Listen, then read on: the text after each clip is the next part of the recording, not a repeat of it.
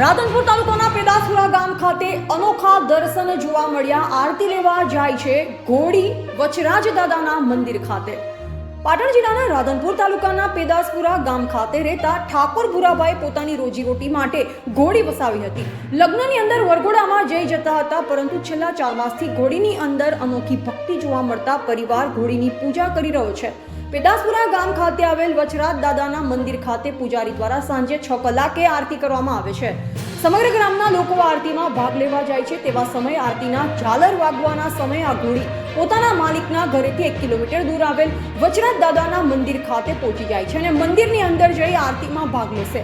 છેલ્લા 4 માસથી દરરોજ આરતી ટાઈમે ઘોડી આરતીના ઝાલર સાંભળી મંદિરે દોડી જાય છે। ગામની અંદર અનેક મંદિર આવેલા છે। દરરોજ ગામની અંદર અનેક મંદિરોની અંદર આરતી થાય છે, પરંતુ આ ઘોડી માત્ર વચરાજ દાદાના મંદિર ખાતે પહોંચે છે અને આરતીમાં ભાગ લઈ મંદિરે દર્શન કરે છે।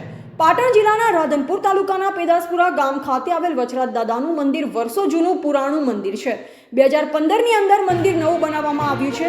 આ મંદિર ખાતે સમગ્ર ગ્રામ અને આજુબાજુના ગામના લોકો દર્શન કરવા આવે છે, પરંતુ છેલ્લા 4 માસથી આરતીના ટાઈમે ઘોડી આરતી લેવા આવે છે। તેને લઈ લોકોની અંદર પણ અનેક પ્રકારની શ્રદ્ધાઓ ઉત્પન્ન થઈ રહી છે। લોકો ઘોડીના દર્શન કરી ધન્યતા અનુભવે છે। માલિક પણ ઘોડીની પૂજા કરી રહ્યા છે।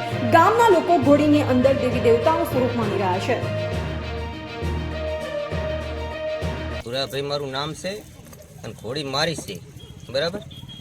અને ઘોડીને આરતી ટાણું થાય એટલે અમે છોડતા નહીં, તો એના હાથે તોડાવે એમ કરીએ છીએ, અમે છોડી દઈએ છીએ અને વાસડા દાદે આરતી લેવા જાય છે। તો હવે આ ઘોડીને શું કરશો? અમે ઘોડીને પૂજા કરીશું, પૂજા કરીએ છીએ। શું ભુરાભાઈ મારું નામ છે, મુકામ પેદાસપુરા, તાલુકો રાધનપુર, જિલ્લો પાટણ। જે અમારા પેદાસપુરા મુકામે વચરાજ દાદાનું મંદિર આવેલું है, પુરાણી મંદિર है।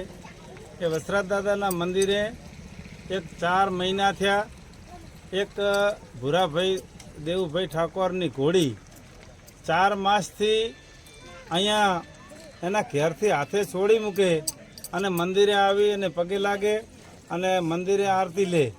એટલે ખરેખર આ મને એવું લાગે છે ચમત્કારી, અને કંઈ આ વચરાજ દાદાનું કંઈ સ્વરૂપ હોય તો કંઈ કહેવાય નહીં। કારણ કે આવા જો પશુને પણ જો આવી ખબર પડતી હોય અને પશુ જો અહીંયા આવીને વચરાજ દાદાને નમન કરતો હોય તો આ કળિયુગમાં શું કહેવાય।